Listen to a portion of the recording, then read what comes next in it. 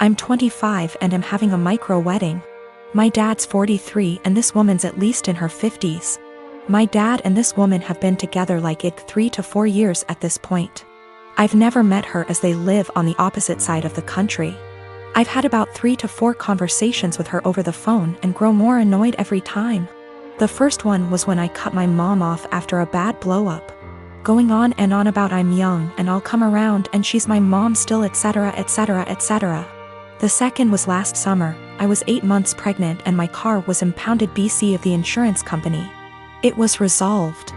I called to let my dad know, not her, and she kept going in circles repeating that we need to get it cause it accrues fees. I had a minor snap then. I don't appreciate being talked to like I'm stupid and 15. I was telling him that BC of the insurance company our truck got towed and was in impound, and they were in the process of getting it out. She chimes in, he had me on speaker, and repeatedly said in a tizzy, get that car out. You need it, it's accrues fees, the longer it's there the more it is. Literally repeated the same sentences for 10 minutes refusing to listen, when I told her it was being handled until I snapped and told her to stop it because it was being handled and I knew perfectly well what impound is and does and to stop talking to me like I'm 16 years old. Again, I was 8 months pregnant and was giving an update, not asking advice. I sent my dad an invite specifically addressed to only him and his RSVP was pre-filled for only him. I've seen him all of 2 times in the last 10 years and the only time he made an effort of contact was when I was pregnant. Well, now I'm getting married, in a week at this point. He never sent his RSVP card, so I texted him asking about him and his parents and he said they're all coming. So I reiterated all 3? And he said 4 including this woman. I said his invite was addressed to him and pre-filled for 1. I haven't had a text since. Not only is it my wedding, but my FH and I are announcing our 2nd pregnancy as well and I don't want someone who lacks boundaries there. Or someone, not from my IL family, that I haven't met / don't know. Yes, I did try talking to him this spring in person about her behavior. I told him I don't appreciate it when she talks to me like some stupid teenager who doesn't know what anything means. I don't call for advice, I call to give updates. I didn't need or appreciate the consistent repeating of information I had made clear I already knew. He told me she's just motherly and I told him that's great for her. But I'm not her child, I'm not her friend, and I don't need another mother. I have 3 and didn't need another one. I'll be sending a message tomorrow asking if he's coming or not and if he won't go without her that's fine.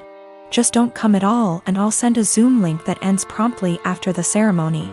It's my wedding and I just don't want her there. If he doesn't want to go without her that's fine, I'll send a link to the stream for those who couldn't be there. X and I had way too young. We're friendly co-parents. One big rule we share is if our daughter breaks something, she pays for it. Now, sis and I are the only grandkids. Aunt never married. Instead, she worked with GMA and GPA at their Seams Tri-store, and took it over when they retired. Sis's girlfriend proposed last year. GPA offered to make FSIL a custom suit, which she was over the moon about. GMA had me ask Sis what her dream dress was and record the convo. Sis, thinking it was just between us, told me in great detail what her dream dress was, though said it was way too expensive. So she would get something much cheaper. Well, a few months later GMA surprised Sis with her dream wedding dress. It FOT perfectly and everyone cried. Sadly, GMA recently passed away, which hit us all hard. Sis was devastated, but decided that the dress meant GMA would still be there with us at the wedding. The issue comes in with C, she's very large, much larger than Sis. 3 days ago, we decided to go visit Sis and see how she was doing. It was great, but then C asked if she could try on the dress. Sis politely said no. C made a face, but dropped it. Later, we decided to go grab dinner. Sis and I went to pick up our orders, but C decided to stay and play with Sis's dog. We got back, and the dress was destroyed. C had apparently tried to get it on, popping some seams, and got stuck. Instead of waiting for help, she cut her way out. The dress was hacked to bits. Sis was devastated and asked us to leave. I grounded C and called Aunt with some pictures, asking if it could be saved. She said there was no. She said she'd make a new one, but it wasn't the same. Then she dropped the bomb on me. GMA had hand-sewed most of the dress, used super expensive fabric, and put almost 500 hours in making that dress. Since it was the only family wedding we'd have. In total, the dress cost $12,000, give or take. C has about $15,000 saved from various jobs, as well as winning writing competitions. This was supposed to help her in college. I took her to the bank and set in motion transferring all the funds, since as her parent I still have control over it. $12,000 to aunt to pay for the new dress. $3,000 to my sister's wedding, as an emotional distress tax. I explained exactly why this was happening to C, but she sobbed the entire time, asking what was she supposed to do for college and saying it wasn't her fault. I told her she could get a job if she didn't get a scholarship. And it was her fault for trying on the dress after she'd been told no, and for not waiting until we got back. A few popped seams could have been fixed. Hacking the dress to pieces couldn't. C told my ex, and while she agreed C was in the wrong after the full story, said I shouldn't have ruined her future for a free dress. I reminded her of our rule, and she still thinks I'm wrong. $3,000, that was to make up to my sister that C destroyed the last gift our dead grandma ever gave her. I consider that part of the price of destroying the dress, since even if Aunt remakes it, it's lost a great deal of its sentiment value. I pointed out how young we has her because I wanted to explain how a 31-year-old has a 16-year-old kid. I do not resent having her, she's the best thing I've ever done. I also brought up C's size because Sis has Crohn's disease and thus is very tiny. The dress was made her for size, and C is much larger than Sis. I love C as she is, but just holding the dress up, it was clear it wouldn't fit. The money was C's have fun at college money, not her college fund. My ex and I are paying for whatever scholarships don't. When she was asking what she would do for college, she was asking what did she do for fun and to buy things we didn't pay for. I got off the phone with my ex. I sent her the pictures, and she freaked.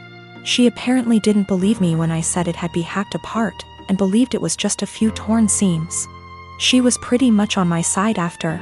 She told me that she spent the day badgering our daughter, asking her why she did what she did. And finally she cracked and said she was mad that grandma wasn't alive to make her a dress, and that it was unfair.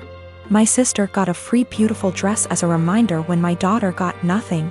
Despite the many things she was given after the funeral. She tried it on, took it off when the seams popped, and then in anger hacked it apart.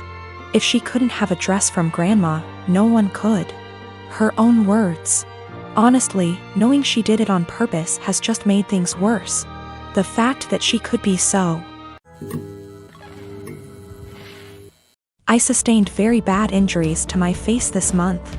I'm in the stage of healing when the scar tissue has formed, but it's still very tender new skin.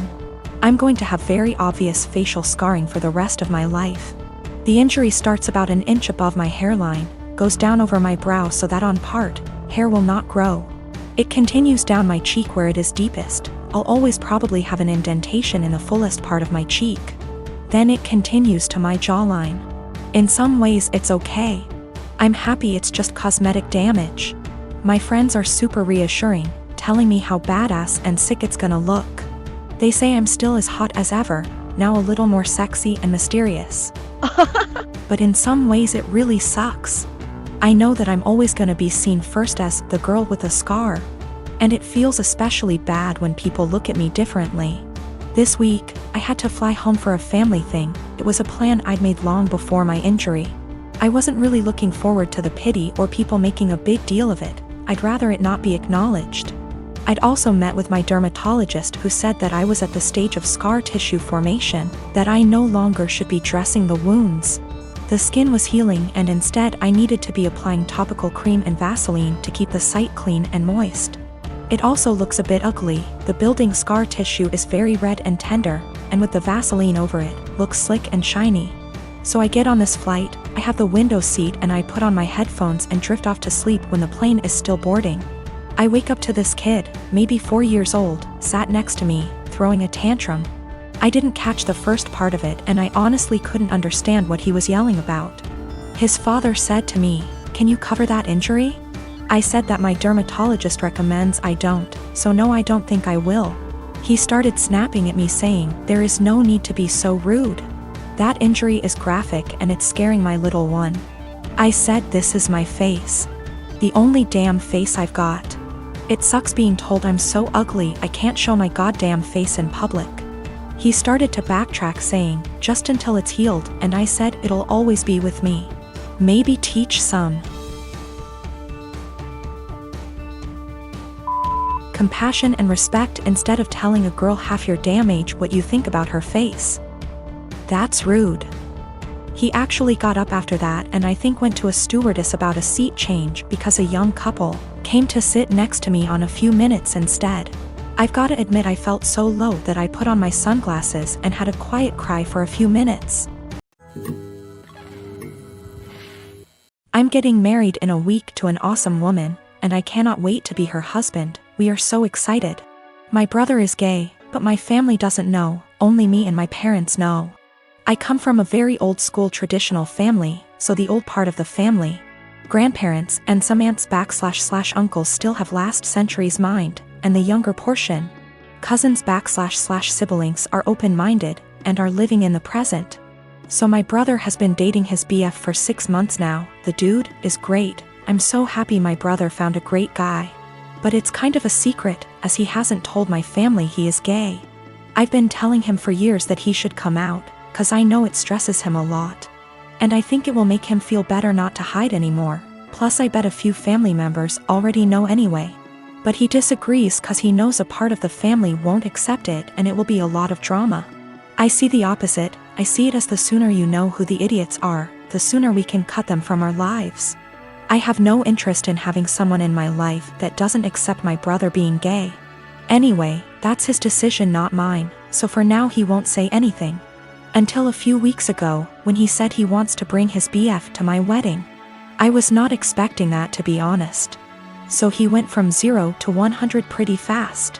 If it was any other occasion I would be supportive obviously, but I don't think my wedding day is the day to do that. Imagine all the drama and gossip and bullshit that would happen. And I don't want to get the attention away from my fiancée. That's her day. And I don't want to have to worry about that on my wedding day, and I think it's a pretty good reason. I asked him why my wedding day. He said it's because he wants to celebrate love with the two people he loves the most. Me and his boyfriend. This is killing me. I would fight my whole family for my brother and never speak to them again if I had to. But my wedding day is supposed to be a celebration, not a family fight, and I can't do this to my wife. That might ruin our future. I didn't even tell her. She is already stressed out, don't want to make it even worse, with a heavy heart. I asked him to please come alone to the wedding, and that I hope he understands me. He started crying and left my house without saying anything. Next day I got a text and he said, "Don't worry, going alone." I tried calling him but he didn't answer me, and my parents don't seem to know what's happening because they didn't say anything. He eventually called me back a few days later. We spoke. He said he understands my side, but things are still weird between us. Is the worst situation of my life. Spoke to fiancé, couldn't keep this from her anymore. She agreed with me. I know it won't be my brother that would cause trouble.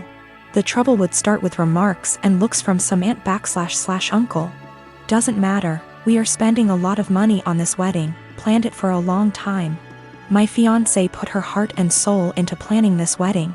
I don't want to see my bride or mom crying, or some idiot uncle insulting my brother.